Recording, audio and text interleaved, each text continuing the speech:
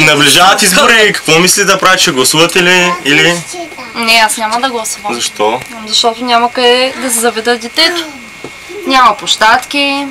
В моя квартал има едни стари люки, спочупени и няма. Ходя и говоря по едни поляни, където ходят и кучетата.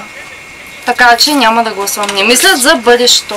Аз също няма гласувам, понеже улици са мръсни, контейнерите са препълнени с боклуци, зимата улици не се чистят от сняг и ако продължават така да крадат пари, просто няма смисъл да останат в тази държава. Но и то как да гласуваш?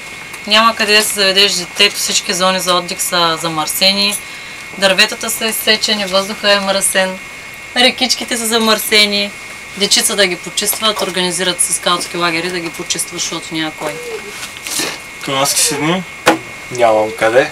А между другото и аз няма да гласувам, защото аз съм постоянно в движение. Само за последния месец съм пукнал 2 пъти гума заради пътищата. Отрушил съм си автомобила, плащам данъци, плащам винетки и продължавам да си сменям гумите. Стефан, ще гласуваш ли? Смешно ви, ама трябва да гласуваме. Ако Хан Аспарух не беше повярвал в идеала си, сега България нямаше да има.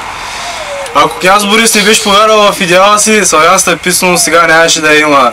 Ако Левски какво е казал? Какво е казал Левски? Времето е в нас и ние сме във времето. То се обръща и ние го обръщаме. Ами да, Стефан е прав, точно така. Вижте Благоевград, погледните Пловдив, погледните Стара Загора, Бургас, Русе. Там тези неща се случиха. Наша отговорност е да останем тук и да го променим. Сами да изберем нашето утре.